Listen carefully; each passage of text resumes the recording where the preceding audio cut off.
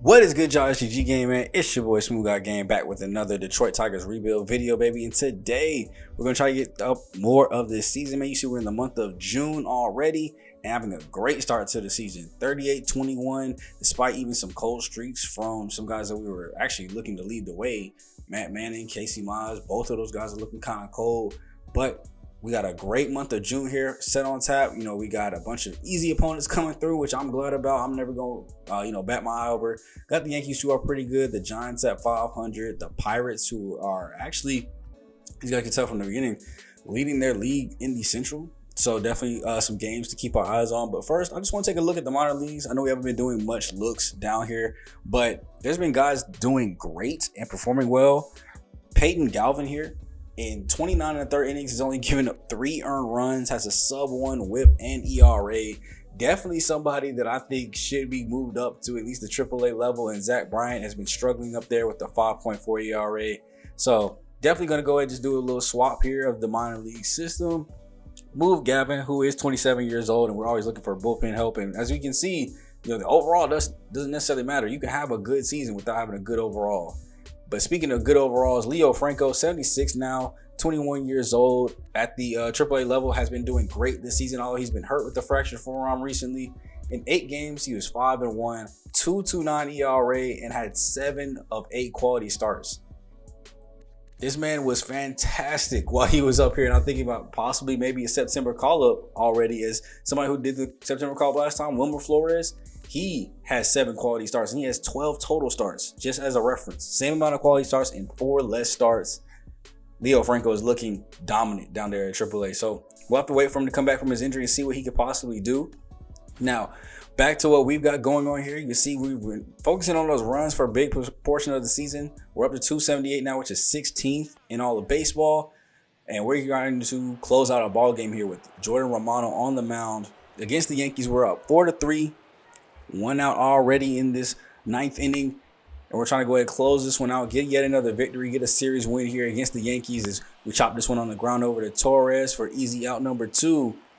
And now any out that we can get will end the game, but unfortunately it's against an MVP favorite here in Aaron Judge, as he's 3 for 304 with runners, or 304 average runners in scoring position.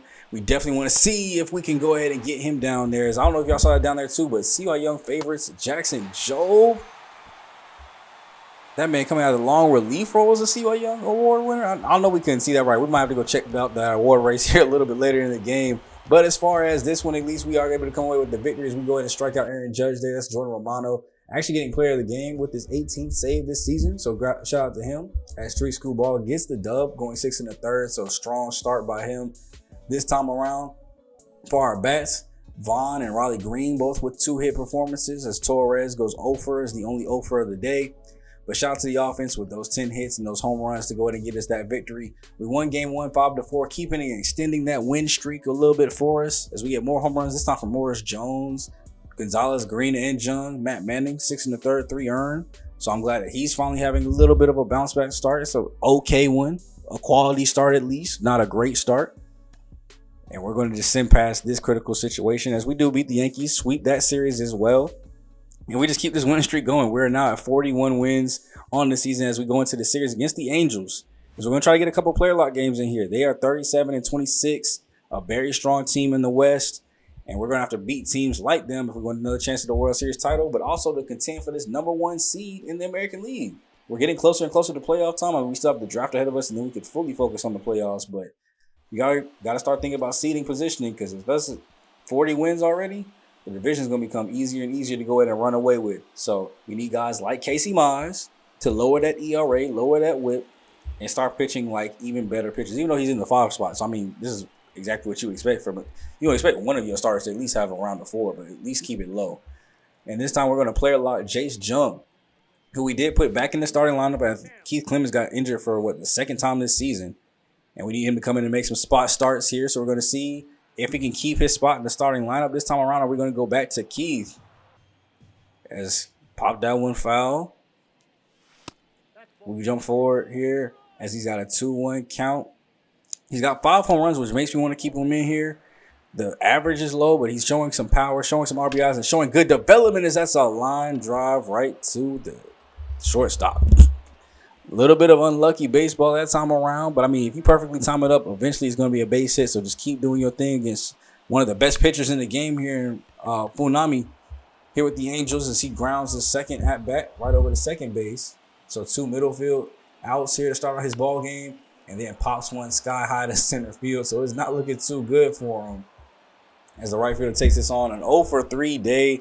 It's not looking pretty good, as it looks like we might have to get Keith Clemens back in the starting lineup. I can't have that average dragging us down. He might just be a guy that comes off the bench and hits well, because that seemed to be where his numbers were the best, was coming off that bench role. He just might not be ready for the starting lineup. No problems there at all. But here, we got a comeback opportunity, so we're going to go full game mode here. Here's Gonzalez. Strikes out against Murphy, Murphy, as he's trying to get a save attempt here, as they are up 2-1. And a great chance here to go ahead and put us away in game 1 and end our win streak. I think what we up to like 11 or so as we just swept the Yankees. And here with 2 outs down to our final strike, Riley Green gives us a little bit of hope as it's going to be a base hit that gets down in right field. Not able to do anything with it though, but just a base hit. So we're going to try to look at a pinch runner here, get some more speed over there, as Green is only at 64 speed. We got 2 guys that have, or at least one guy that has a little bit better. Looks like Drew Jones was used earlier in the game. So Matt Verlaine is going to have to come in this time around, and he can actually play that spot. So no need for a defensive switch. It'll actually lead to the guy that we started the video off talking about, Jace Jung. Can he be clutch here and show that he still needs to stay in the lineup? If he's clutch enough, he might just earn his spot. Is this going to get down into the gap? And this is why you get a little bit more speed. But I think even if we had Keith in there, or not Keith, I think if we had Riley Green in there, he would have scored on this one. As he's in there with ease, standing up at the plate. And it's a tie ball game leading into Harry Ford, as we have a great chance to walk this one off now. Jung is at second base. He's got 63 speed, so that's enough if we can get a liner. This one's going to center field. Will it get down? It will not. Cotton gloved out there in shallow center field. There was a chance for it to slightly get down, but we couldn't just get it. As now we're going to have to rely on Michael King to keep this ball game close, as he's going to be in 7, 8, and 9 here and gets an easy strikeout there. I don't know how you pronounce that name. Y'all Angels fans going to have to let me know. As we got Ramirez up next. He gets into an easy 3-0 count, takes the 3-1 and boops it right over the center fielder's head. That's the kind of hit we needed. And instead, it'll score that extra inning runner and put them back up 1. So we're going to have to go back to the bullpen and get Jerome Mantle in here, who's been great for us. I don't understand why he's not getting more innings, but he's got a great ERA, great opponent batting averages, great whip. And look, gets great results as this first pitch swinging gets a fly ball out to Badu to go ahead and get them back with 2 outs and swing up to the top of the lineup. Ellie De La Cruz now over here in the Angels, getting swept away from Cincinnati, strikes himself out, and we have to go ahead and deal with now Scott Barlow coming into this ball game to now try to close things up for the Angels.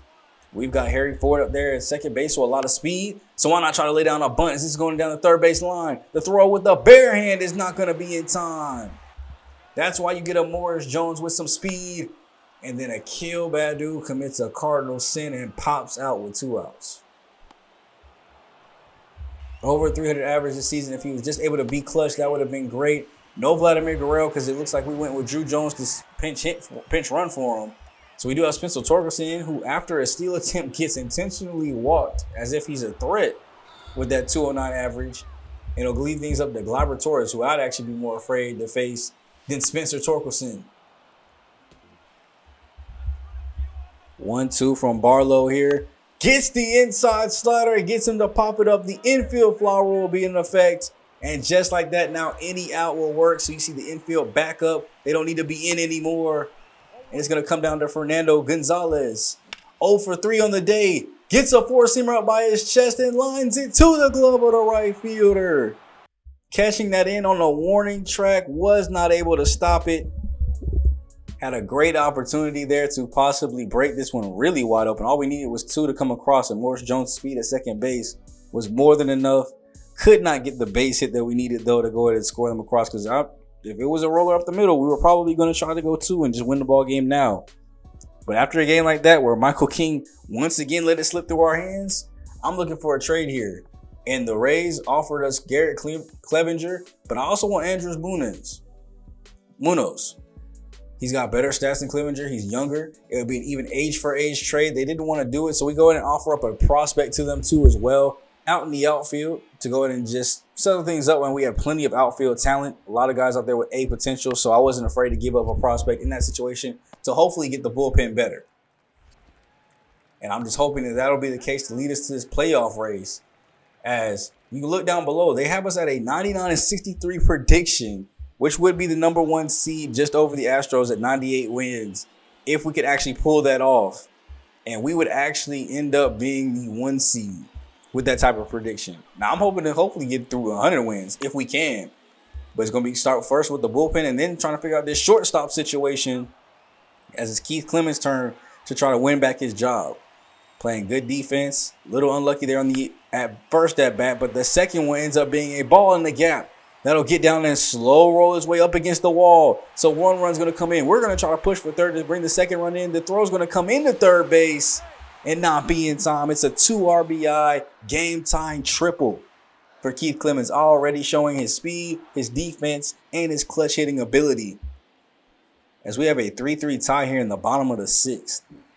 Joey Wentz is up pitching. And if I remember correctly, Joey Wentz was with us to start the series, wasn't he? He was. He was one of our starters, and after not working out, we tried him at the starting pitcher role. And you see, it really didn't work out back in 2024. We gave him way more chances than we probably should have. 6-6 record, 5.37 ERA. He was out of the league entirely in 2025. Came back with Arizona. Could not start there either. 5-18 record. No quality starts, it looks like. So the Angels went ahead and just turned him into a long reliever, and now he's seeing success. The ERA is below 5 for the first time in the last 2 seasons. As he's dipped down below in the 2s and doing a strong job of holding the lead here as he gets a ground ball off Keith Clemens, and they actually end up walking away with the victory here. No late game heroics this time around. The 7th inning blew up for him as Jackson Jobe, an unexpected bad outing. Munoz, first game with us, unexpected bad outing. And then Jerome Mantle coming in and finally doing what he does best, still keeping the ERA below 1. I can't believe we blew up for 7 though in the 8th inning to really let that game get away from us. And I really wanted to come check this because honestly, due to errors, as you see, we're first in earned runs with 211, but second in regular runs with 235. That is a 24-run difference, whereas the Angels are only about at a 8-run difference between the two at first and second.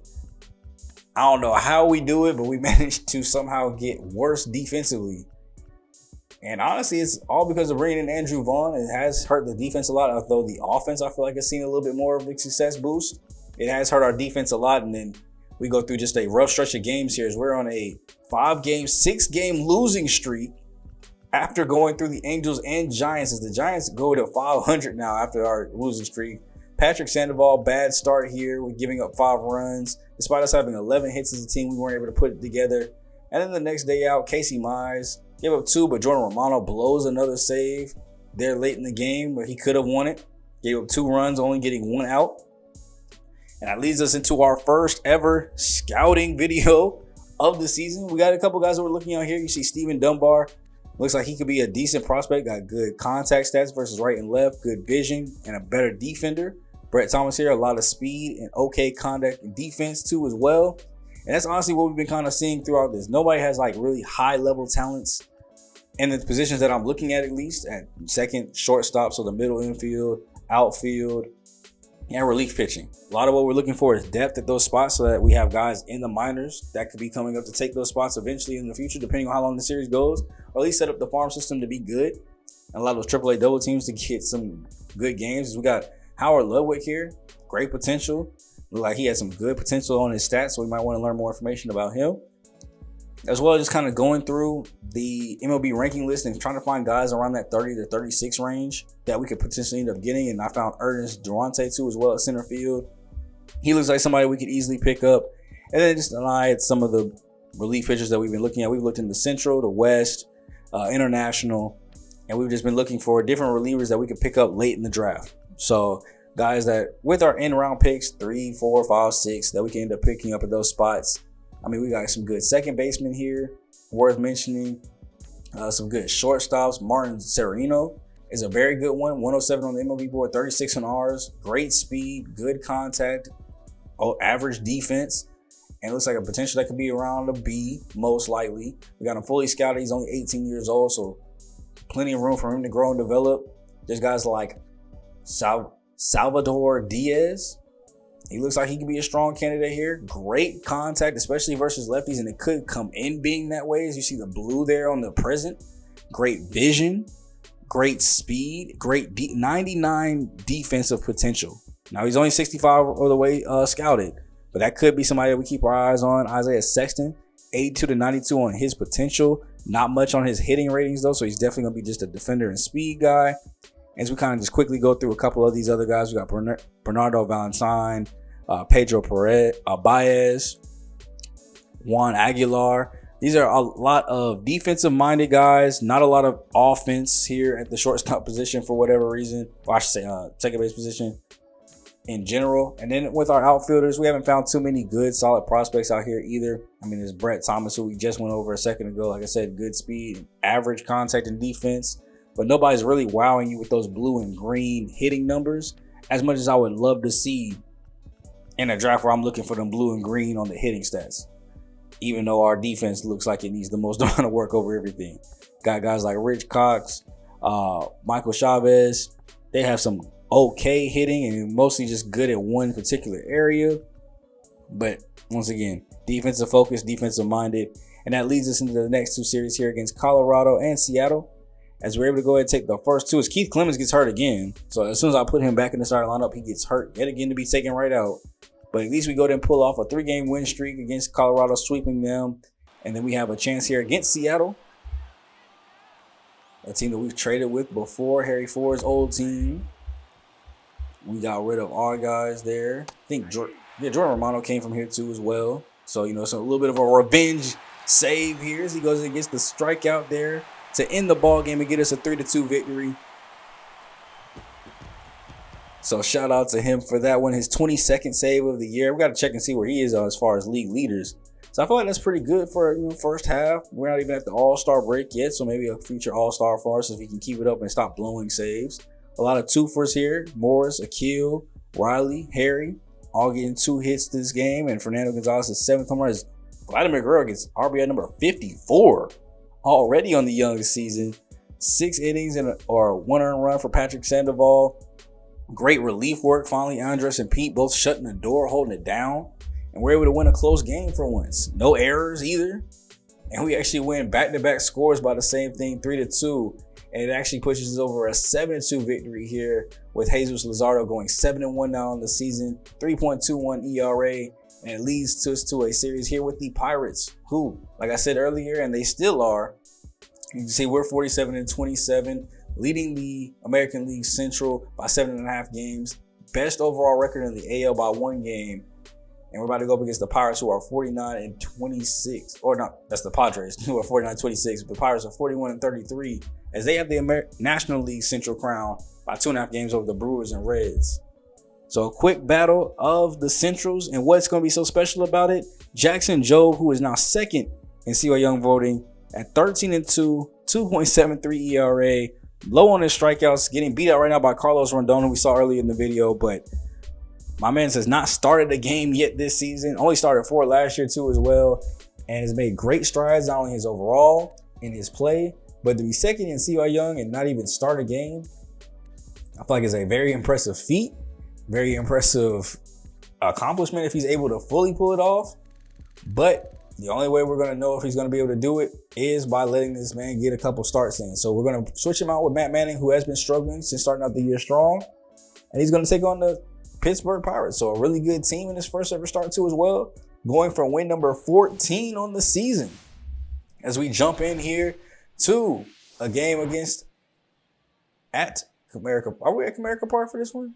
We are at home in the rain. Grab your umbrellas. The ballpark is pretty full for a rainy game, because I promise I wouldn't be there unless I was standing underneath the what would you call it, where the concessions are at. That was the only place I would be. But I guess everybody wants to come watch it. Could be potential Cy Young award winner Jackson Jobe started his first ever game this season. 2.7 ERA, 1.3 whip, only 25 walks this season, so he's not really walking a whole lot, not giving up a whole lot of hits. And today he'll be tasked with facing this strong Pirates lineup. It's Hayes, batting .291 this year, will be taking his first cuts to open up the ball game. Opening it up, looking at a great curveball there, going down through the zone and then swinging over top of the slider. His breaking stuff is really, really effective when he's on, as they break a lot. Not a whole lot of speed coming from the four-seamer. His main thing is the break off of the breaking pitches, as they really get guys confused, really get guys swinging. You know, they don't come with a lot of speed. And then he'll mix in that splitter sometimes to try to get you to go ahead and chop the thing on the ground, not splitter, changeup. To go ahead and chop that thing on the ground or get easy pop-up flies like that. Next up is Jake Cronenworth as he goes and grounds us over to third base for the easy throw over to first. Getting out number 2, and then Juan Soto. Now with the Pittsburgh Pirates, they made some major moves. It looks like sometime recently, if they're able to go ahead and get him, and that's why this team is, I guess, finally successful. As this is going to be all the way up into the gap. As we had the shift on that time around, the one thing he doesn't do well is speed. 98 power, 99 contact, 90 power, 98 vision. This man's hitting stats are amazing. It doesn't even matter what his defensive stats are. It doesn't matter what his speed is, because his hitting stats are so good that I wouldn't even take him on my team if we had the room. Just don't got the space or availability for him right now, but we do have space and availability for strikeouts. And to go ahead and tax Quinn Priester. If you're a Pirates fan, go ahead and tell me how to say that name too. Prester. He's got a decent ERA though, 4.32. But today we're looking to add on to that and tax that up a little bit with our World Series MVP Morris Jones leading us off, leading us in the battle. 285 on the season, and it's not going to go much higher if you swing at BS like that. Skip ahead to a 2-2 count here. Gets a curveball right to the face of the third baseman. Great diving snag by that one. And that Badu over to the right side. First base does the same exact thing. Goes in and grabs it off a liner. And that'll lead us up to Vladimir Guerrero. He might have got too confident, too cocky with that curveball, as we're able to go ahead and tax that thing into left field. I told y'all we love pulling them home run balls. That is long gone. 15th home run of the year for Vladimir Guerrero. And you heard him, shh. It's just everyday business for us.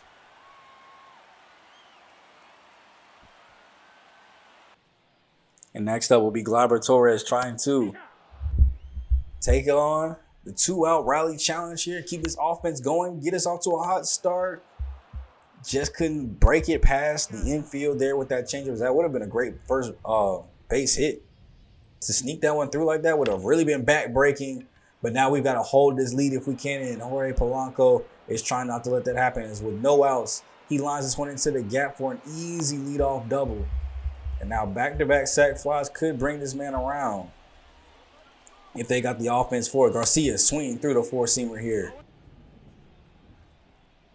Job's got to show that he's got some clutch in him as he gets a ground ball over to Vaughn, throwing it over to first base for Guerrero. As hopefully we're also able to see maybe some of our defensive woes, as we can see what's going on as Samuel swings and misses through that, as Job could get out of this inning unscathed despite the leadoff base hit. Kim 1-2. Lines this one up the middle. Jones is going to have to get in and come in off the bounce. The throw is going to come into the plate, and it's not going to be in time. A little skip up the line, and just because of that, it is now a 1-1 ball game as Joe gives it up. And we've seen these pitching staff woes kind of get bad when innings like this start to arise. So we'll see if he's able to go ahead and stop the bleeding, especially after a 2-1 start to the next count. Gets him to swing through that great break on the curve, 2-2. Watch this one go downstairs, 3-2. Runners off and moving on the pitch, and that slider is just too much to handle. Great pitch there to go ahead and get us out of it. And now we go back to our offenses. That is not going to do it. That is not a great way to start off your inning as you pop that one up. Andrew Vaughn 1-2. He gets a curveball, and he's got to stop throwing this. We're timing it up well right now, and it leads to a base hit up the middle, basically. As with 1 out, we're going to have a chance here again to try to move this, increase this lead.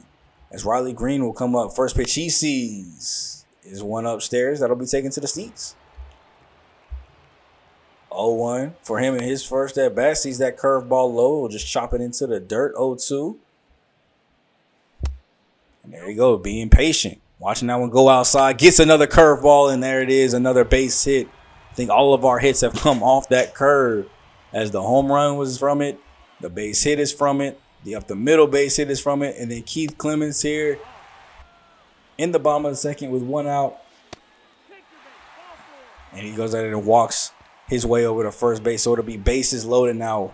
1 out. Great chance here to get this game really wide open. Let me get one more curveball about chest high. Ooh. Swinging underneath the four seam. He timed it up well. Just went underneath. And Harry Ford could be selling here. 1-2. Four-seamer right up the belt. He takes this one deep onto the gap. It will be gloved. And they're going to go ahead and try to move the runners up as that throw's going to get up the line. But the runner at first base never went tagged back. Throw goes over and they got him. And I'll be very transparent with y'all. I moved the stick up to move the runner at second over to third. And for whatever reason, it got the runner that was halfway between first and second instead of the one at second. Even though I went straight up. So that's why he was moving it off. And then I tried to get him back in time and it did not work. So it could have been way worse, but at least the runner came across and we were able to take the lead there. And now we're going back to Jackson Jobe, seeing them calm down a little bit, getting the first 2 out in this inning. And then Juan Soto, first pitch he sees, lines it right to Torres for a base hit over the glove. Not able to leap high enough. That vertical is only 22 inches, it looked like, because that was a terrible jump attempt. And now Robert Witt Jr. will get caught frozen by that upstairs curveball, get a four-seamer low, which he takes foul. And putting him into an 0-2 count where the next curve is taken. Good take. But he lines this one, and this time Torres is going to go ahead and grab it like he should have did the first time around. And we'll jump to the 6th inning. The innings have been pretty quiet here. Jobe has looked strong. And he's still looking strong. Liner out to the outfield. Badu goes in and takes it and gloves it in. Jorge Polanco, who's 1 for 2 on the day. First pitch swinging. Flies this one out to Morris Jones. Taking his way back as this one's going. Able to just pull that one in. It looked like it was about to just range and range and range. And then Garcia lines it right to Guerrero. That's another strong inning of work. 6 innings down. Going to inning 7 at 83 pitches here as we get a strikeout on Samuels. Couldn't chase the slider down. Jobe is starting to get tired a little bit as Kim is up at the plate, 1 for 2 on the day. Can he make it through another round of the bottom of this order here and go 7 innings strong? Maybe pull him out for the 8th. Lines this one deep out to Green off 2 pitches, and he's got it. Pitch count is still kind of low, 88 pitches here as we have Green coming up to hit, and he takes it right back to the picture. Jobe himself will finish the 7th inning under 90 pitches. So let's bring him out for the 8th and see how deep he can go in this ball game. As Hayes with that 3-1 lines this one right to Green. And I say the first time he allows a base runner to get on, I say it's time to just go ahead and pull him. Jay Cronenworth, 0-2. He'll line this one out into the outfield. That's going to get down for a base hit and go for extra bases as it bumps up against the wall. Jones is going to have to throw this one in quick. It's at the cutoff man, but Cronenworth is going in for third base, and the throw is offline. The one time you need Laboratories to throw that thing straight. If he hits him on the chest, that is an out, but because he didn't, it's a triple with 1 out. And we're going to have to go to the bullpen. We're bringing in Pete Fairbanks, one of our clutches guys, our setup guy here in the 8th. We're going to try to shut this thing down and set it up for our closer in the 9th. Is Juan Soto, who we are not afraid to walk in this situation. We will definitely do it if we need to and have to, as it's a 2-1 count here now. Downstairs watching the sinker. And I'm not going to lie, watching him do that every time he took a pitch was kind of annoying.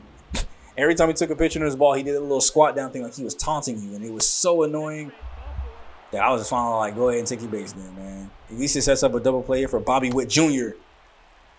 as we get him to chase that slider yet again. He hasn't been able to lay off. Grounds this one on the ground, but that man has 99 speed. Is Torres taking his time too much at second base. His second mental error of this game. The first threw third baseman off. The second time, too slow on the turnaround. This time we just go ahead and throw it over with Keith Clemens ourselves. But the damage has been done. It is a tie ball game at 2-2 now. As we'll have to go through the top of our lineup. It's Carmen. Yeah, Carmen. Y'all gonna have to tell me how to say that name. I'm not trying to say it. Pirates fans, let me know. But he gets Morris Jones down swinging, looking like a corkscrew into the dirt. And then Akil Badu, first pitch, watching the circle change up by the eyes. So we try to get something going in this 8th inning so we don't have to walk this off in the 9th if possible. But it's looking like we might have to. Is that two-seamer's upstairs right to center field? Shallow, and he'll go ahead and grab it in for out number 2. And it's Vladimir Guerrero, who has taken 1 yard today, gets one in about the same spot, but this circle change ends up in the dirt, unlike the curveball. I'm going to stick here with Pete Fairbanks to try to go ahead and just close us out of this 9th inning. 3-2. Here's he lines this one on the ground. Clemens is going to get it moving off balance. The Jeter jump throw, and he's got him. Great stretch by Vladimir Guerrero. Great splitting stretch there. He's able to go ahead and make the play. I don't know if Andrew Vaughn makes that, and maybe that's why we had a whole bunch of errors over there. And Green comes over and flags that one down himself in the outfield. We just need one more out to take this to the bottom of the 9th from Kim, and he grounds it back to Clemens, who makes the easy throw over to first. And now it'll be up to our bats to try to end this, as Gleyber Torres, going up against Carmen, is looking to end this ball game if he can. 0-1. Takes the ball long. Gone. Out of here. I think that was the circle change upstairs, and he pulled it. Absolutely destroyed it. 14th home run of the season. First of the game. And that is a walk-off as the teammates are waiting for him to touch down on home. Walked the ball game off for us. Leaves us wanting more. And that man, Gleyber Torres, is a walk-off hero. Solo shot to end the ball game. We walk away with a victory. It won't be Jackson Jobs, unfortunately. Maybe left him in a little too long. But if Torres had made the defensive plays like he made it up for with his bat, we wouldn't have even been in this situation.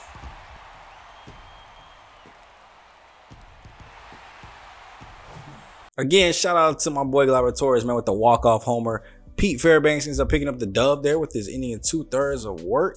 You know, we wish we had been able to go ahead and fully get out of that thing with a dub there for Jackson Job in his first ever start. But we're just glad as a team to walk out of here with a victory, man. I mean, 7 hits total as a team, too, as well. We got to get that offensive production up just a little bit. But we're able to go ahead and walk out of there with a victory, and that's 1, 2, 3, 4, 5, 6, 7. As we got an injury, 8. Dang, how many games did we just rifle off in a row? We just swept Colorado, swept Seattle, swept Pittsburgh, won the first 2 against Philly. It looks like we have a chance here against Cincinnati to possibly walk off. As here we are in the top of the 10th. Vladimir Guerrero Jr. at the plate. Nikhil Badu at second base. Does that say 90 speed? My boy is up to 90 speed now. Congratulations to that, too. I think that's our first 90 speed player there right there. So I'm glad he's out there with a chance to move up. Actually, that doesn't even look like, is that? It kind of look like Matt Verlaine there for a second. We try to get a steal off on third base. Not able to get to it as they throw it back. And yeah, that's definitely not a kill Badu, actually. No, that skin complexion was a little bit different there as we go ahead and get there with the steal. As that is Matt Verlaine over there as we get over to third base. Now, any kind of sack fly will at least bring him in. And it's a 1-1 count here to Vaughn against Steven Wilson, as this will be deep enough to go ahead and bring the run in for sure, as the throw would just come into the cutoff man. Throw will still go to the plate, but he's in there jogging. As Matt's able to go ahead and go back to the dugout there this time around, and Fernando Gonzalez swings through the four-seamer. Possibly could have been an easy home run, but we got Jordan Romano coming in for save number 28 possibly on the season. He's 27 for 32, so 5 blown saves isn't all that good to see, but at least he's got 27 of them things. And he's facing off against Shohei Ohtani, who flies this one deep out the green. The runner should have plenty of room to move up to third, but you know we're going to test it here. As Green's arm is strong, throwing all the way to third. Not going to get him. And next up, they bring Jake Fraley in to try to go ahead and close this one out. They're going to go ahead and try to steal home on the suicide squeeze. He missed the bunt, and it's an easy tag. So no tie ball game for them. They're going to have to run it all the way back with 2 outs. And Fraley, with the 2-2 count, is going to have to lead a 2-out rally here as we throw the slider down low. Watches it go through. Gets a 4-seamer upstairs, and he's going to watch that one too as well. So good way to at least start it off. As a time run would not, or winning run would not be brought to the plate. And Cam Collier, who's 1 for 4 on the day. There's a steal attempt at second base too, as well as Jake Fraley gets thrown out by Harry Ford. So from fly out to 2 caught stealings, as we're able to walk out with a dub in the most unconventional manner. The ball game ends being caught stolen twice, as they didn't learn from the first time, as Jake Fraley didn't have no speed. I think it was like 46, but they still tried it anyway. We were able to walk out of here with the dub. 10 hits as a squad, 3 of them from Vladimir Guerrero. So shout out to him with the double, his 24th of the year, 17th home run, getting 3 more RBIs, up to 63 now. Vaughn hitting his 12th and getting up to 43 with his 3 RBIs. As Casey Mize gets a great victory here. Garrett Clevenger only was able to get 1 out, gave up 2 earned runs. So that's a bad start. But there we go with more wins. So yeah, we won the first 2 against Minnesota. Lost the last one. Looks like we swept the Reds as we go to win this game here against the Marlins. Not swept. We won the first 2 against Minnesota. Lost the last 2. Lost the last one. Lost the first one against Cincinnati. Won the next one, and then Miami here. You see we win 2-0. Jesus Luzardo ends up getting the shutout there. That time around the 2-0. Then we lose the last 2. So our first lost series in a while. As we lose this one, Jackson Joe goes 5 innings, 3 earned. Matt Manning actually having a good relief work there, 4 innings and no earn, helping that ERA drop a little bit. And then we come back in the final game as Morris Jones actually hits a home run. But when he's our only source of offense, I know we probably lost that ball game. There's no hits the rest of them around. And Tariq Skubal, another terrible start, man, jumping that ERA back up over 4. But Jordan Hicks, great innings of relief as he's now close to being under 2. And that'll basically end the video, man. We got to get our way through June and set us up for the draft. The draft is in 2 days, coming up here on June 3rd, this Saturday. And next time out, we will go ahead and get into draft day as well as All-Star weekend. And we will finally start to slow the season down a little bit. As we are, as you see, 55-31 kind of running away with the division a little bit, though. At this point, I think the only ones left to seriously contend is the Guardians. And that series that we have there at the bottom of the month, the 4-game, and it's a 3-game that leaks into August, are the last 7 games we have against Cleveland.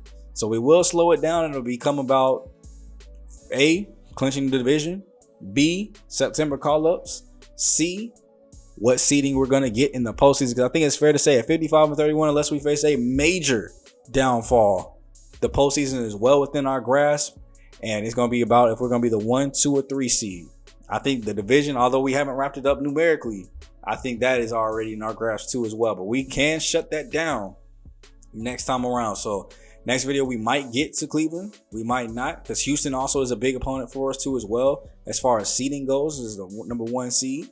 So we'll see what we're able to get through with the next episode. But if you guys enjoy, leave a like, comment, and subscribe. It's been your boy SG, aka the King of Games, aka SmooveGotGame, aka GM Smooth. And I'm going to catch you guys in the next video, man. We're going to get into the All-Star festivities, though. You know that's very long, and the draft is very long. So I'll catch you guys there next time out. Later.